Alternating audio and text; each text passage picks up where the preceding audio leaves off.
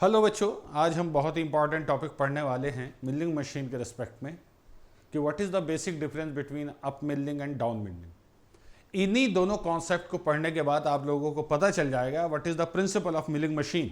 तो अगर मैं ऐसा कहूँ कि यही टॉपिक आपका प्रिंसिपल ऑफ मिलिंग मशीन पर भी लागू होता है, दैट इज़ ऑल राइट, बिल्कुल आप बता सकते हैं। कहीं पे भी अगर पूछा जाता है व्हाट इज़ द प्रिंसिपल, आप बताएंगे या तो अप मिलिंग होती है या डाउन मिलिंग होती है। ठीक है, तो अप मिलिंग और डाउन मिलिंग को समझने के लिए हमें कुछ छोटी मोटी चीज़ें हैं जिन्हें बहुत ध्यान से हमें ऑब्जर्व करना पड़ेगा एक्चुअली। ठीक है, ओके। तो मैंने आपको बताया था कि there are two types of surface generation method. दो टाइप के सरफेस जनरेशन मेथड हैं, up milling and down milling. तो मैं वहीं से आप लोगों के लिए एक बार फिर से लिखता हूं, यह है आपका surface generation method. Surface generation method, इसका क्या मतलब हुआ? इसका मतलब हुआ कि मिलिंग मशीन पे जो सरफेस जनरेट होते हैं उनका मेथड कौन सा है। तो उसमें दो ही हैं बच्चों, अप एंड डाउन मिलिंग। ठीक है, अप मिलिंग है सबसे पहले अप। अब इस अप मिलिंग को बच्चों याद रखना हम कन्वेंशनल मिलिंग भी कहते हैं। एक क्वेश्चन तो यही बन जाता है, बहुत पूछा गया है ये और आगे भी पूछा जाएगा, ऐसा नहीं है कि ये नहीं पूछा जाएगा, क्योंकि इसमें बहुत कंफ्यूजन रहता है बच्चों को। तो यही बच्चों अप मिलिंग है या कन्वेंशनल मिलिंग है, बात सेम है, याद रखना, बिल्कुल सेम बात है। ठीक है, ओके।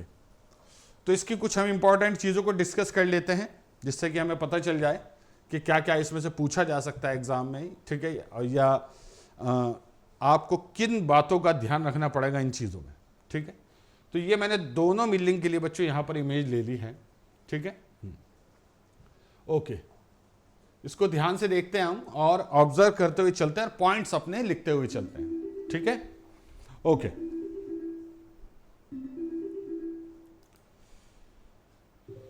हाँ, ठीक है, चलिए।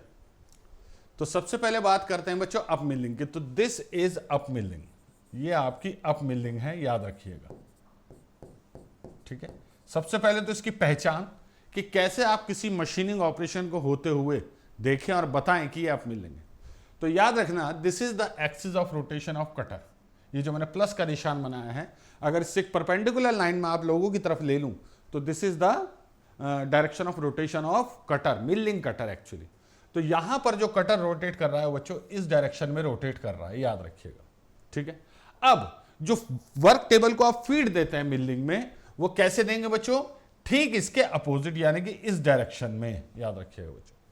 यानी कि कटर ऐसे रोटेट करेगा और ये इसको इधर पुश करना है आपको फीड की फॉर्म में। तो यहां पर कहा यह जाता है बच्चों, जो इसका पहला पॉइंट है बच्चों जो आपको याद रखना है, जो इसका पहला पॉइंट है वो ये कहा जाता है कि direction of feed of the work table. ठीक है, ध्यान से, direction of feed of work table,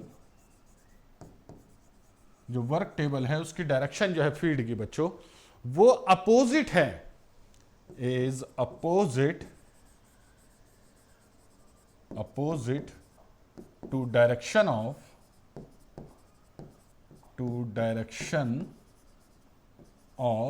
rotation, direction of rotation of cutter.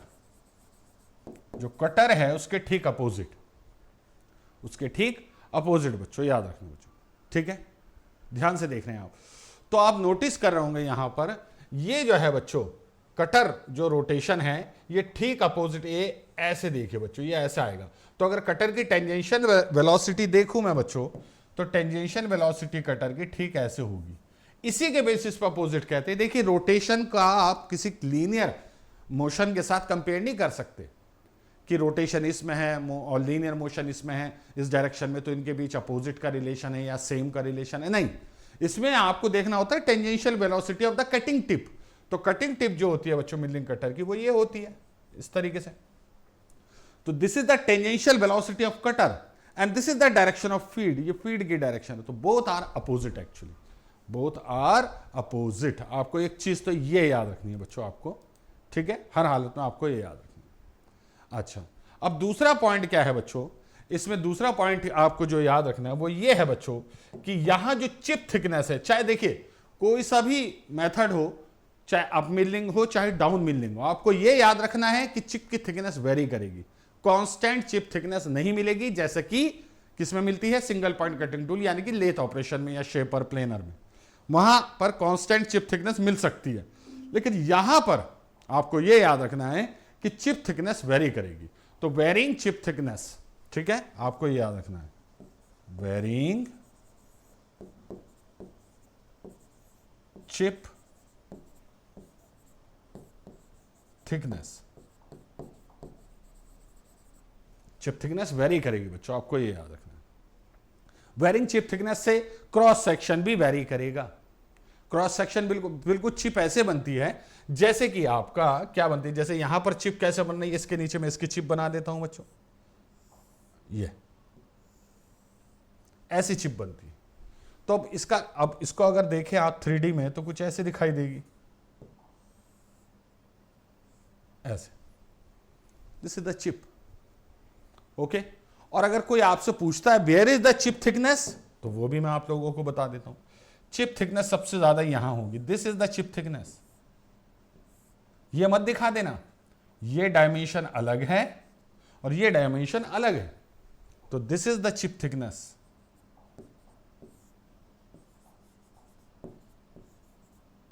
Chip thickness, ये चिप थिकनेस है। इसी को हम अपनी नोटेशन में जब हम पढ़ेंगे कुछ डेरिवेशन वगैरह इसके मैकेनिज्म में, तो वो ए मैक्स के नाम से है। और ये जो है बच्चों, ये वाली जो डिस्टेंस है, ये वाली, ये डिस्टेंस, इसको कहते हैं फीड। फीड दी जाती है बच्चों mm पर स्ट्रोक में, mm पर रेवोल्यूशन ही, mm पर रेवोल्यूशन, ठीक है। चिप थिकनेस mm में होगी, ऑब्वियस है। तो this is the maximum chip thickness, ये याद रखना बच्चों, मैक्सिमम चिप थिकनेस, करेक्ट। तो इसका क्रॉस सेक्शन, यानी कि अगर मैं ऐसे कट कर दूं जगह जगह से, आप देखेंगे हर क्रॉस सेक्शन हर सेक्शन पे अलग अलग होगा। That's why it is called varying chip thickness, क्योंकि चिप की थिकनेस ही वेरी कर रही है। विड्थ जो है बच्चों चिप की, वो ये है, विड्थ ऑफ चिप, ये विड्थ है बच्चों चिप की, याद रखिएगा, क्लियर। अब कन्वेंशनल मिलिंग में क्या होता है बच्चों, चिप थिकनेस यहां से स्टार्ट होती है कम क्रॉस सेक्शन से और यहां तक जाती है। तो वेरिंग चिप थिकनेस अब कैसे वेरी करती है, ये मैं लिख देता हूं बच्चों, 0 to maximum.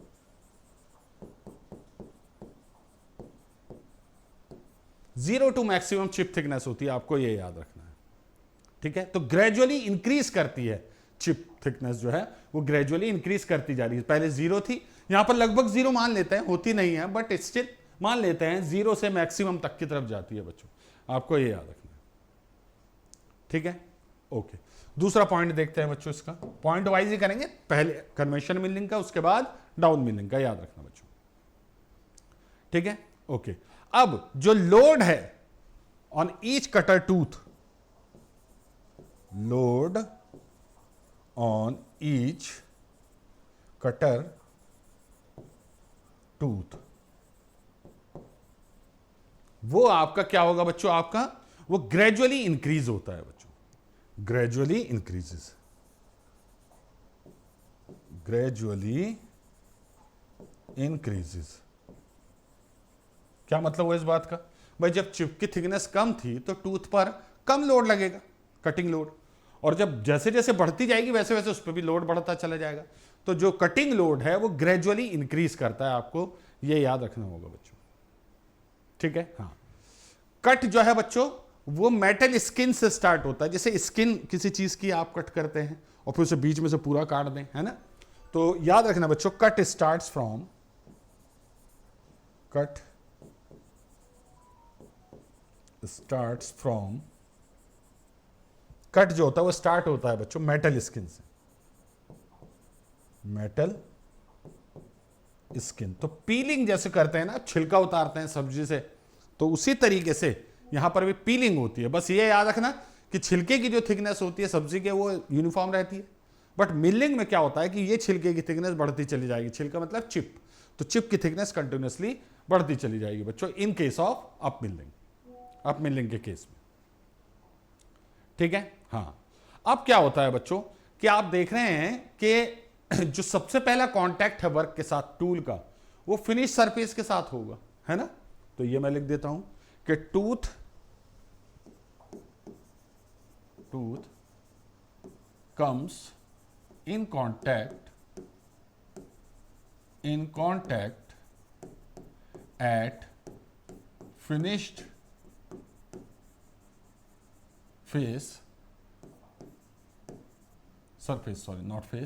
surface of work का जो बिल्कुल फिनिश्ड वो होगा बच्चों। ये ऐसा है ना, देखिए ये वर्क है, मान लीजिए ये this is the work, okay, मान लीजिए ये कर रहा है। और जो टूथ है बच्चों वो सबसे पहले यहां कांटेक्ट में आएगा, ये यहां, ये टूथ है, सिंगल टूथ मैंने बना के दिखा दिया आपको। तो सबसे पहले कांटेक्ट यहां आएगा बच्चों, यहां। तो फिनिश सरफेस है ना, नीचे फिनिश्ड है, ऊपर अनफिनिश्ड है। आपको इतना मटेरियल रिमूव करना है, दैट्स इट। इतना मटेरियल आपको रिमूव करना है, तो ये यहां से हो चुका है ना, तो जहां से हो चुका वो फिनिश्ड मान के चलेंगे। ठीक है, हाँ। तो क्या होता है इसकी वजह से बच्चों, इसकी वजह से क्या होता है बच्चों कि कभी कभार यहां स्क्रैचेस लगते हैं बच्चों, विच प्रोड्यूसेस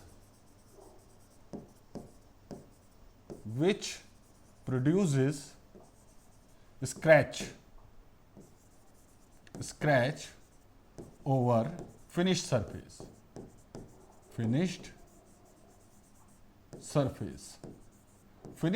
के ऊपर स्क्रैचेस आते हैं। दैट इज, अब इसकी वजह से क्या होता है, दैट इज पुअर फिनिश,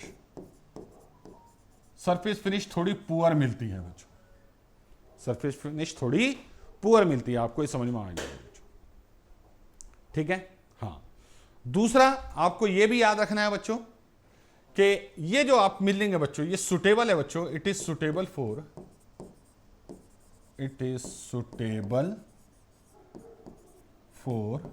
ये किसके लिए सुटेबल है बच्चों, आपका कास्टिंग, जो कास्टिंग आप बनाते हैं, कास्टिंग, फॉर्जिंग और एनी रफ, ब्रिटल और हार्ड सरफेस। रफ, ब्रिटल और हार्ड सरफेस के लिए सूटेबल है। आपको याद है जैसे कास्टिंग और फॉर्जिंग में इनमें सरफेस फिनिश थोड़ी कम होती है, बच्चों याद रखें। ठीक है, हाँ, ओके, ठीक। अच्छा, अब क्या होता है कि जब कटर आपका ऊपर उठता है, देखिए कटर आपका ऐसे रोटेट कर रहा है, ऐसे, है ना, तो it will try to lift up the work, okay, it tries to lift up the work, और इसी वजह से इसे अप मिलिंग कहते हैं। ये पॉइंट किसी बुक में नहीं है, मैं आपको बता रहा हूं कि इसे अप मिलिंग क्यों कहते हैं, क्योंकि ये वर्कपीस को ऊपर उठाने की कोशिश करता है। हैंस, मैं लिख देता हूं यहां, hence known as up milling.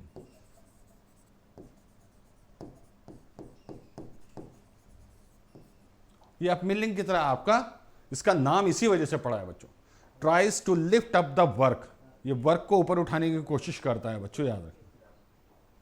ठीक है, हाँ। तो अब अगर इफ टूथ इज डल, अगर टूथ आपका डल हो गया, जाहिर सी बात है मशीनिंग करते करते डल हो जाएगा बच्चों, तो क्या होगा बच्चों, टूथ विल स्लाइड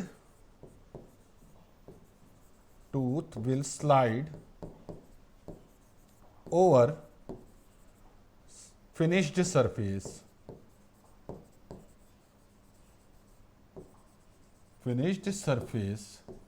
तो फिनिश सरफेस के ऊपर क्या होगा बच्चों, आपका ये टूथ स्लाइड करेगा। मान लीजिए राउंडेड एज हो गई, मान लीजिए कोई कटिंग टूल ऐसा है, मैं आपको यहां पे बना के दिखा देता हूं, ये ऐसा,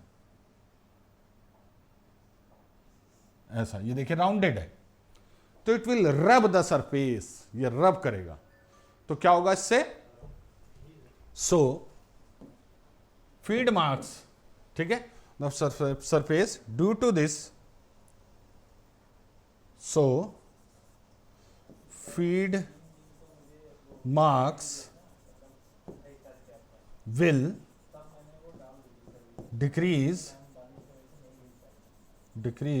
surface finish.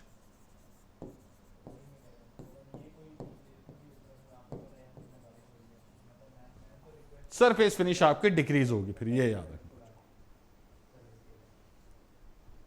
ठीक है, सरफेस फिनिश आपकी डिक्रीज होगी बच्चों, ठीक है। हाँ, इससे क्या होता है बच्चों? वेवी सरफेस प्रोड्यूस होता है, वेवी,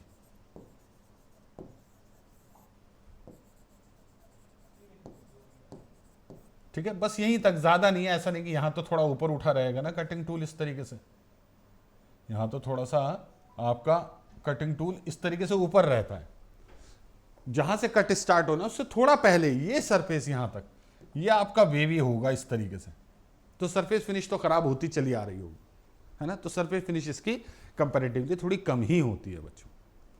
अब इस रबिंग की वजह से क्या होगा? Due to this rubbing, due to this rubbing,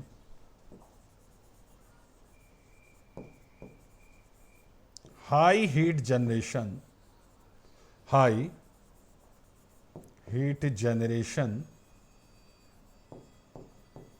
अकर, इससे हाई हीट जनरेट होगी, और जब हाई हीट जनरेट होगी तो टूल लाइफ कम होती चली जाएगी, सो लोअर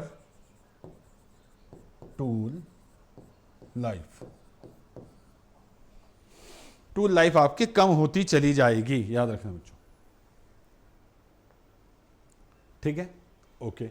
अब वर्कपीस क्योंकि ऊपर उठने की कोशिश करेगा, इससे भी तो फर्क पड़ेगा बच्चों, ठीक है, हाँ, इससे भी फर्क पड़ेगा, तो क्या होता है बच्चों, ध्यान से देखना कि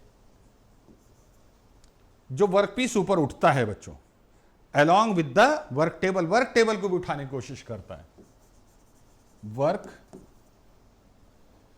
lifts up along with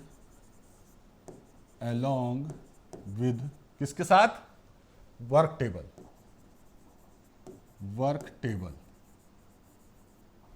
table के साथ ऊपर उठने की कोशिश करता है बच्चों, ठीक है, तो work lifts up along with work table के साथ उठने की कोशिश करता है, ठीक है। तो क्या होता है बच्चों इससे कि जो आपके फिक्सचर हैं, ठीक है, हाँ, अब इससे मेन फर्क क्या पड़ता है? इससे फर्क ये पड़ता है कि ये टेबल और बेड के बीच या सैडल के बीच जो है बच्चों क्लियरेंस बढ़ा देता है, which increases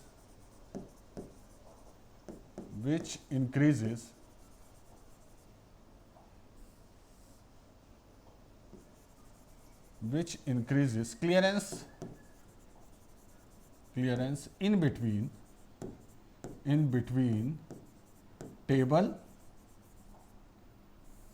work and table, या तो टेबल के बीच या सैडल के बीच।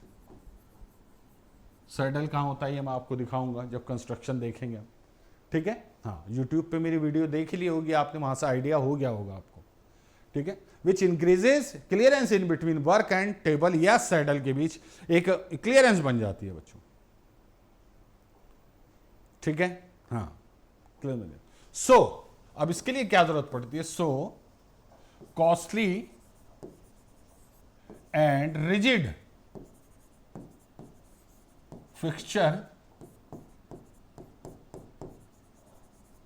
Are needed. अब फिक्सचर बहुत जबरदस्त क्वालिटी के होने चाहिए आपको, अच्छे से जो होल्ड कर सकें वर्क पीस को, ठीक है, और साथ साथ वो कॉस्टली भी पड़ेंगे। जितना ज्यादा आप फिक्सचर पे वो करेंगे इन्वेस्टमेंट, मशीनिंग प्रोसेस महंगा होता चला जाएगा, तो इनडायरेक्टली कई इफेक्ट इसके देखने को मिलते हैं बच्चों। तो फिक्सचरिंग आपकी बहुत अच्छी होनी चाहिए, ठीक है, हाँ। अब इसकी वजह से, क्योंकि ये क्लियरेंस है, इस क्लियरेंस का इफेक्ट क्या होता है, this clearance increases vibration during machining. ठीक है, वाइब्रेशन जो है मशीनिंग के दौरान बढ़ते चले जाएंगे, और वाइब्रेशन दुश्मन है सरफेस फिनिश का, याद रखना। अगर वाइब्रेशन आ रहे हैं तो समझ जाना कि सरफेस फिनिश डिक्रीज होगी। Hence surface finish decreases, surface finish आपकी डिक्रीज होती चली जाती, ये याद रखना बच्चों। ठीक है, डिक्रीज होती चली जाती। ओके, तो बस ये आपको ये याद रखना है कि कॉस्टली फिक्सचर आपको लगाने पड़ेंगे बढ़िया तरीके से। अच्छा, दूसरा क्या है, आप अगर इस इमेज को ध्यान से देखें, इस इमेज को, जो चिप होगी ना वो निकल कर अपमिलिंग के केस में इन बिटवीन द टीथ फंस जाएगी। ठीक है, हाँ, रिमूव्ड चिप, या बस चिप ही लिखे, रिमूव को ही चिप कहते हैं, तो chip accumulate in between teeth। ठीक है, वियर्स, अब इसकी वजह से क्या होता है बच्चों, वियर्स कटिंग एज की वियरिंग होती है, और कटिंग एज की वियरिंग का क्या मतलब है, that is tool life decreases, tool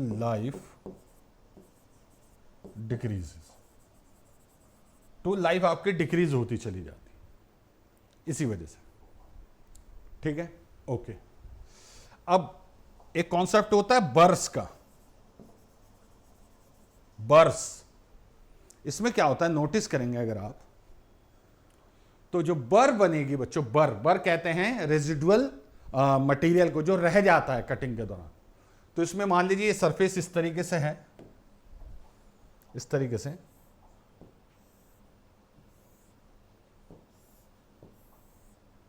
ठीक है, तो यहां पर कुछ बर्स रह जाती हैं, किस तरीके से, इस तरीके से, ये बर्स। ठीक है, क्योंकि चिप इसी डायरेक्शन में बन रही है यहां से, हाँ, तो बर्स रह जाती हैं, बर्स। ठीक है, रेजिडुअल मटेरियल जो रह जाता है on the surface, on the finish surface. ठीक है, तो बर्स इसमें बनती है बच्चों, बर्स आर रिमूव्ड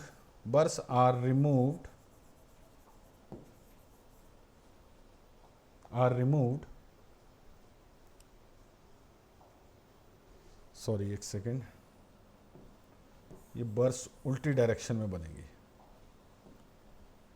बर्स की डायरेक्शन बहुत इंपॉर्टेंट होती है। चिप बन रही है ऐसे, तो बर्स आपकी, हाँ, ऐसे बनेंगी, ऐसे, ये है बर्स। ठीक है, तो burrs are removed in subsequent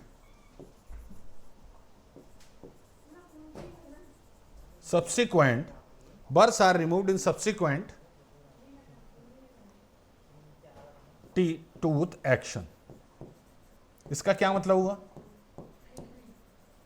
कि जब एक बार कट लगाएंगे आप तो बर्स बनी, और अगली बार जब कटिंग एक्शन होगा तो ये बर्स भी रिमूव हो जाएंगी, तो यहां थोड़ा सा रिलीफ मिलता है सरफेस फिनिश को, यहां थोड़ा सा रिलीफ मिल जाता है आपका सरफेस फिनिश को बच्चों, याद रखना।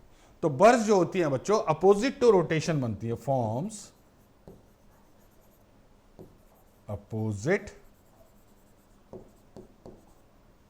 To rotation.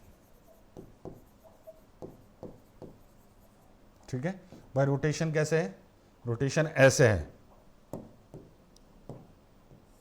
ये ऐसे।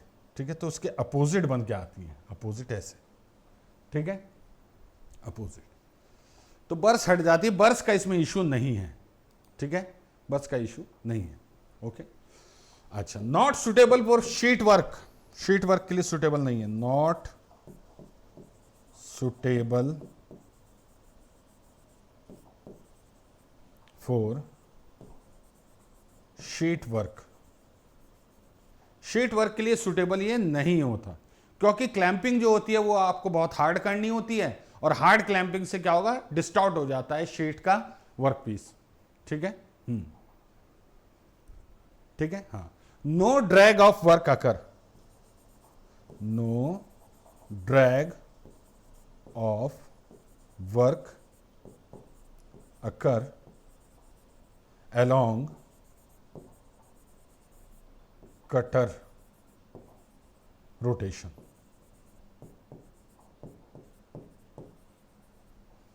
जो कटर का रोटेशन है उसके अलोंग, अगले पेज पे चला जाता हूं मैं। ठीक है, हाँ, फिर से ये इमेज ले लेता हूं। ये देखिए, जो कटर का रोटेशन है, ठीक है, उससे वर्कपीस पर देखिए, यहां तो फिक्सचर लगे होंगे ना, यहां पे ये आपका फिक्सचर होगा इस तरीके से। ठीक है भाई, यहाँ पे एक सपोर्ट होगी, यहाँ पे सपोर्ट होगी, यहाँ पे सपोर्ट होगी, तो इधर उधर भी हो सकती है। तो इसमें क्या होता है कि वर्कपीस इधर जाता है इधर, तो इसमें किसी भी तरह से वर्कपीस मशीनिंग एरिया से बाहर नहीं निकलता। ऊपर उठने की कोशिश कर सकता है, यस करता है, नो डाउट, बट बाहर नहीं निकलता। ये तब समझ में आएगा जब हम अगली डाउन मिलिंग पढ़ेंगे बच्चों, तब समझ में आएगा बच्चों। ओके, अब क्योंकि फीडिंग जो है अगेंस्ट द रोटेशन है, since feeding is against the rotation, against the rotation, workpiece जो है बच्चों आप देख रहे हैं कि फीड जो है रोटेशन के अगेंस्ट कर रहे हैं। तो since feeding is against the rotation, तो क्या होता है, क्या होता है इससे, इससे ये होता है बच्चों, हायर पावर कंजम्पशन,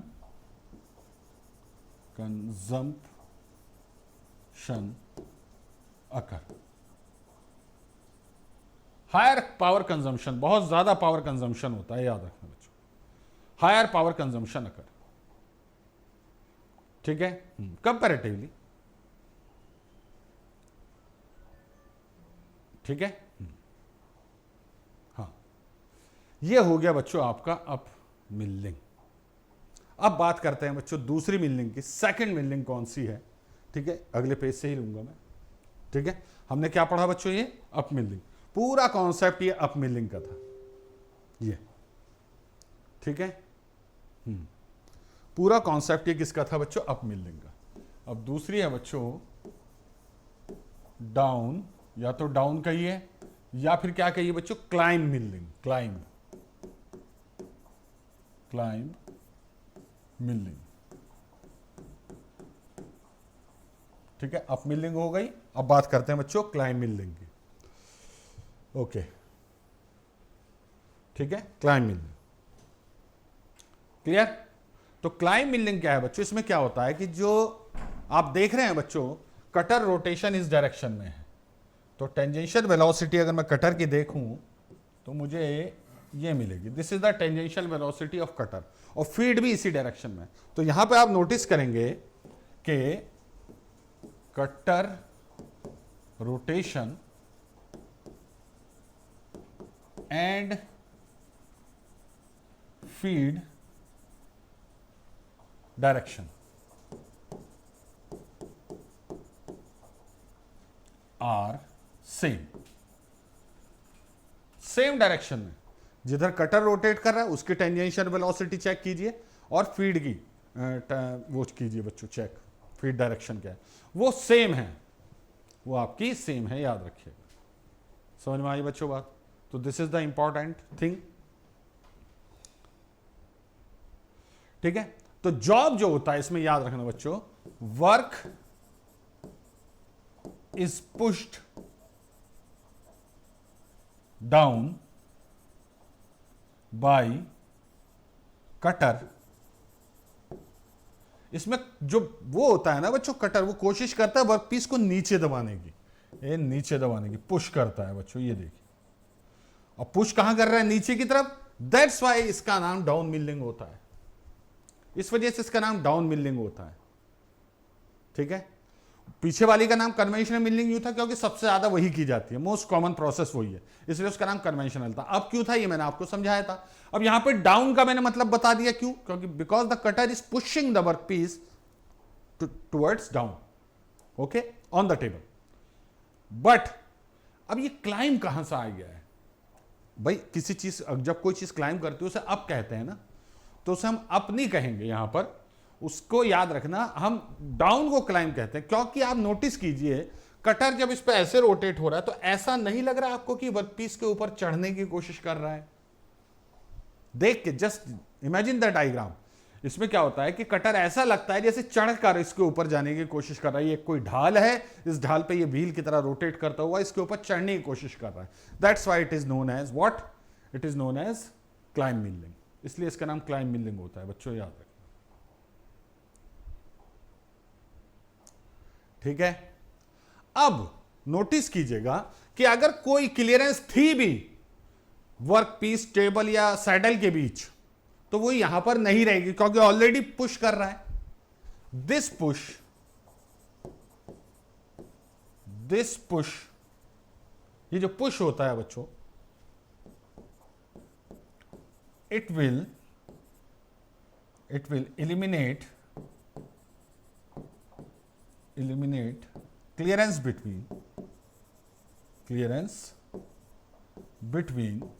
जो है बच्चों खत्म कर देगा बिटवीन वर्क एंड टेबल और सैडल। वेज भी कह सकते हैं आप, या टी स्लॉट भी कह सकते हैं आप, कोई इशू नहीं है, वो भी कह सकते हैं बच्चों।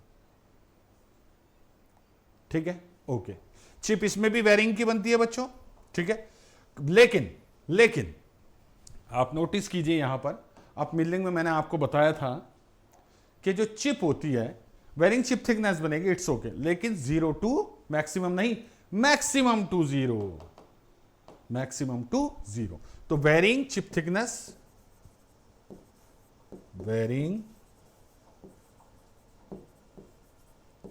थिकनेस, ठीक है, ब्रैकेट में क्या लिखेंगे, मैक्सिमम टू 0, ये याद रखना। यानी कि इसमें जो चिप बनेगी बच्चों वो ऐसे बनेगी,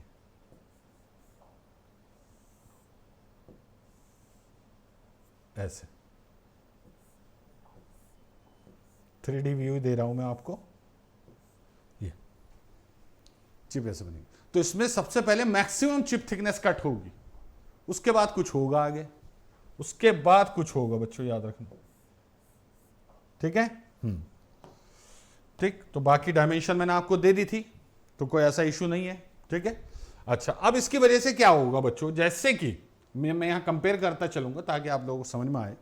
लोड जो है बच्चों ईच कटर टूथ पर ग्रेजुअली डिक्रीज होगा, यहां इंक्रीज हुआ था आप में, यहां पर डिक्रीज होगा। ठीक है, तो cutting load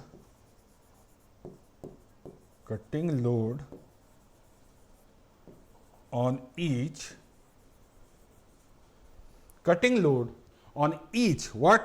each edge will gradually decreases,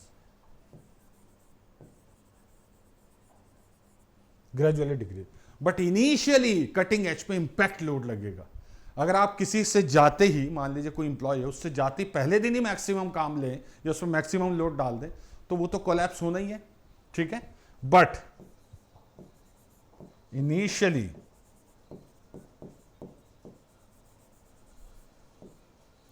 an impact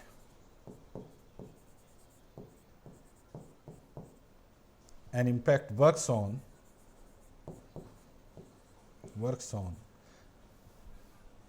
an impact force कर लेना इसे, an impact force works on what cutting edge।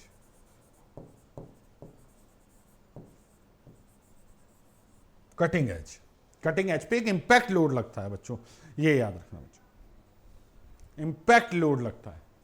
ठीक है, हाँ, इसकी वजह से क्या होता है, so cutter may fail suddenly.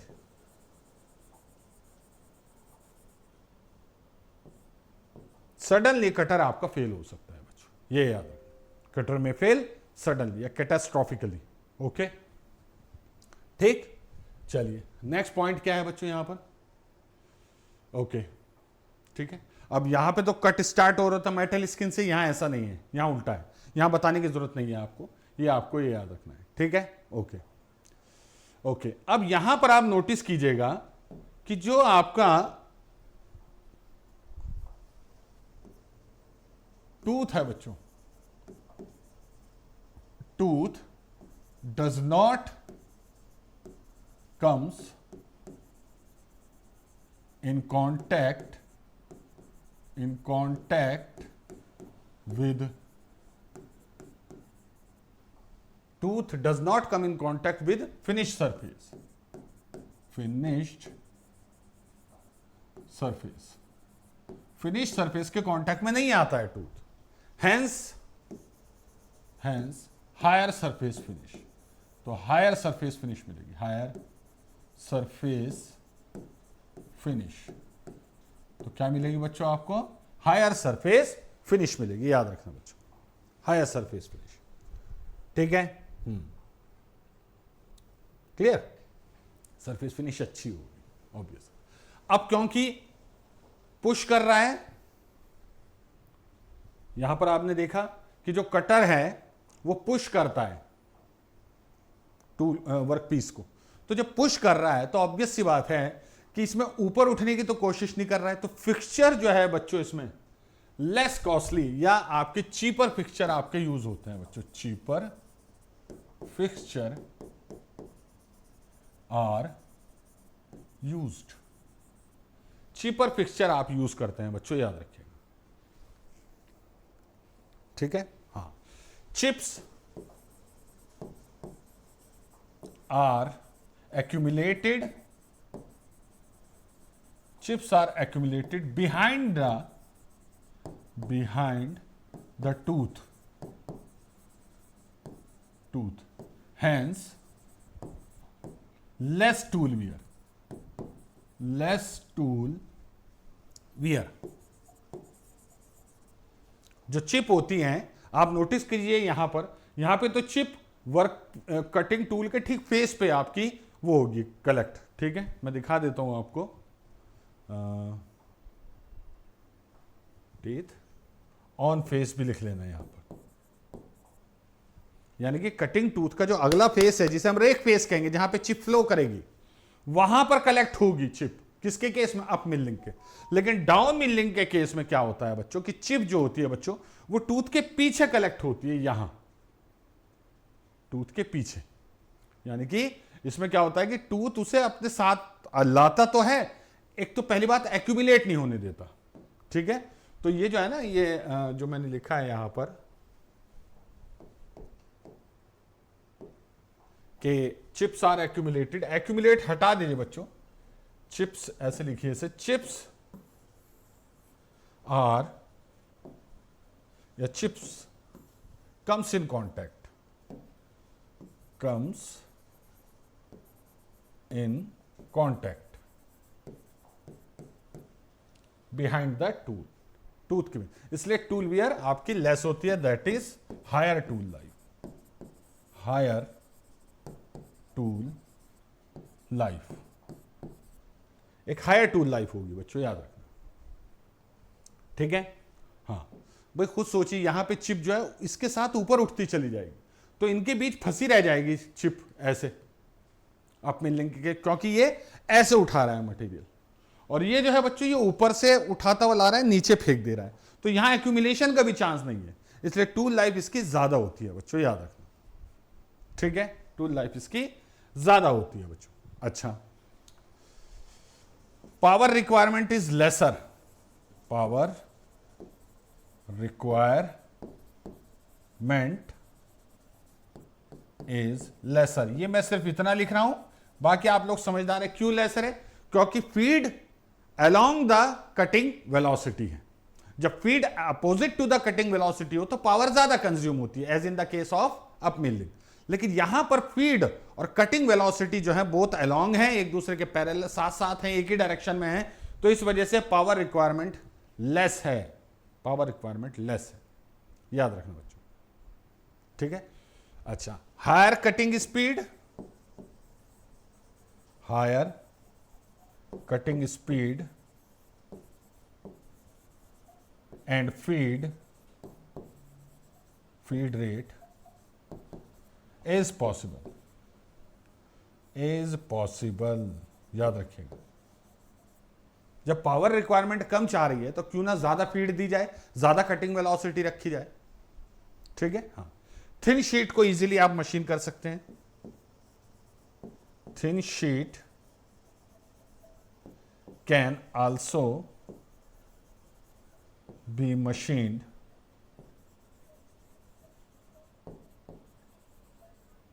ठीक है, थिन जो शीट है बच्चों उनको भी आप मशीन कर सकते हैं बच्चों, याद रखना। ओके, सुटेबल फॉर, ये याद रखना बस, suitable for soft and ductile material, soft and ductile material.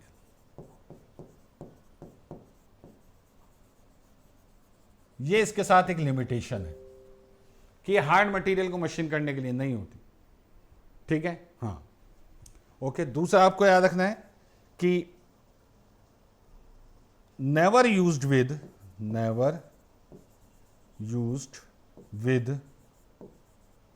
Old machine, old milling machine.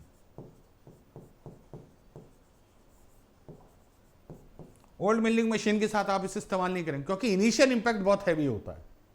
जो नहीं होगी, जो हाई रिजिड होगी, हाईली रिजिड होगी, उसी के साथ आप इसे वो करेंगे बच्चों।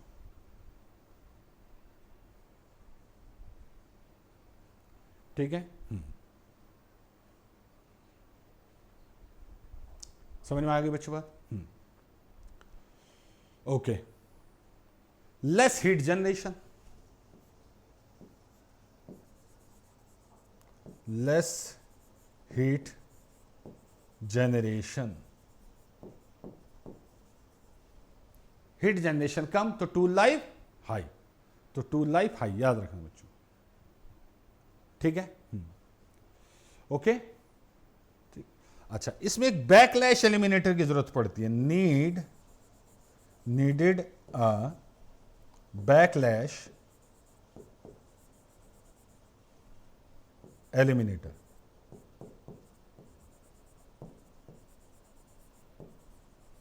इसमें एक बैकलैश एलिमिनेटर की जरूरत पड़ती है। इस टॉपिक को मैं अलग से आपको यूट्यूब पर बताऊंगा ताकि आप लोगों को समझ में आए कि ये बैकलैश एक्चुअली होता क्या है और इसे कैसे एलिमिनेट करते हैं। तो पूरे एक ये टॉपिक है, मैं डेफिनेटली आप लोगों को बताऊंगा। ठीक है, क्योंकि ये चीज़ बच्चे सिर्फ लिखा हुआ देखते हैं, होता क्या है इसे फील नहीं कर पाते, समझ नहीं पाते। तो बैकलैश एलिमिनेटर की इसमें जरूरत पड़ती है बच्चों, याद रखना।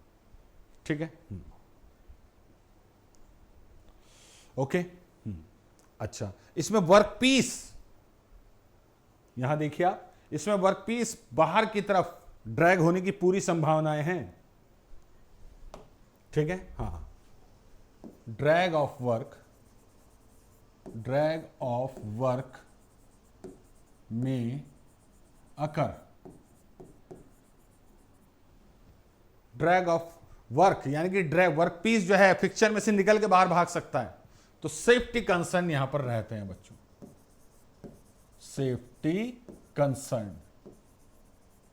सेफ्टी कंसर्न यहां पर जरूर आपको नोट करने पड़ेंगे बच्चों, याद रखें। ठीक है, क्योंकि अगर इसमें ड्रैग हो रहा है इसी वजह से बैकलैश आपका एलिमिनेटर चाहिए होता है। बैकलैश क्या होता है एक्चुअली, दो जो मेटिंग थ्रेड्स होती हैं उन थ्रेड्स के बीच कुछ ना कुछ आपका क्या रहता है बच्चों, कुछ ना कुछ गैप रहता है, उसे कहते हैं बैकलैश। जैसे आपने पढ़ा होगा ना थियरी ऑफ मशीन में या मशीन डिजाइन में, जो आपके गियर्स होते हैं, जब मेटिंग टीथ होते हैं तो जो टीथ की विड्थ होती है वो टूथ स्पेस से थोड़ी सी कम होती है, जैमिंग को रोकने के लिए, है ना, थोड़ी सी कम होती है टूथ की विड्थ, जो टूथ स्पेस होता है उसकी विड्थ से थोड़ी सी कम रहती है। तो जो डिफरेंस होता है in between these two width, इसी को बैकलैश कहते हैं। अब इससे यहां पर बहुत फर्क पड़ता है, कैसे पड़ता है, किस तरीके से पड़ता है, ये मैं आपको डेफिनेटली अलग से एक वीडियो में जरूर समझाऊंगा। ठीक है, हाँ ठीक है। अब कोई आपसे पूछता है कटिंग फोर्स इनिशियली ज्यादा होगा या फाइनली, तो अब में तो फाइनल पे जाके कटिंग फोर्स ज्यादा था। ठीक है, तो मैं यहां लिख देता हूं cutting force decreases gradually. Cutting force gradually decrease होता है क्योंकि इनिशियली कट की वेट ज्यादा है, बस ये आपको याद रखना है बच्चों। ठीक है, अच्छा इसमें याद रखना इस इनिशियल इंपैक्ट की वजह से, ड्यू टू इनिशियल इंपैक्ट,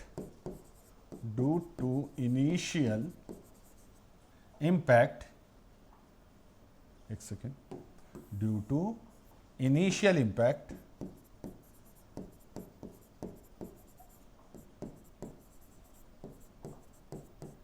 इस इनिशियल इंपैक्ट की वजह से क्या है बच्चों, आपका कार्बाइड टिप्स इंसर्ट्स यूज किए जाते हैं। Carbide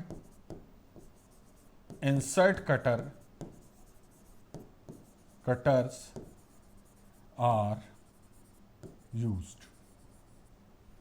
carbide insert cutters are used, याद रखना कार्बाइड के हम इसमें ज्यादातर यूज करते हैं बच्चों।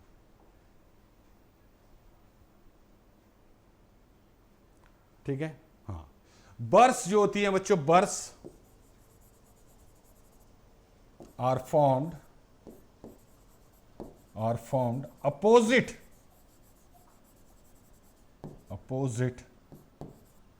to rotation। बर्स जो होती है इसमें अपोजिट बनती है रोटेशन के, अपोजिट। तो क्या अगले सब्सिक्वेंट कट में वो हट जाती है? नहीं हटती। तो थोड़ी सी फिनिश यहां पर कम होती है बच्चों, याद रखो थोड़ी सी यहां पे फिनिश हल्की सी, वैसे तो इसकी ओवरऑल हायर होती है finish compare to up milling, लेकिन यहां इसकी वजह से थोड़ा सा आपका सरफेस इंटीग्रिटी हल्की सी कम होती है क्योंकि अपोजिट बनती है बच्चों, अपोजिट बनती है बच्चों, याद रखिएगा। ठीक है, तो ये था बच्चों complete topic up milling versus down milling. I hope आपके समझ में आ गया होगा। ठीक है, तो ये इसी तरह से टॉपिक आगे बढ़ रहे हैं कंसेप्ट के साथ कि आप लोग समझ सकें। वैसे तो सीधा सीधा पढ़ लेते हैं, 5 पॉइंट इधर लिखते हैं टेबल में, 5 इधर, लेकिन चीज़ों को विजुलाइज करना, समझना, ये आप लोगों का काम है। और ख़ास तौर से तब तक जब तक कि आप लोगों की एग्ज़ाम डेट करीब ना आ जाए। ठीक है, तब तक चीज़ों को समझिए, इससे पेपर निकालने में बहुत आसानी होती है। ठीक है, चलिए थैंक यू वेरी मच, अगली क्लास में मिलेंगे।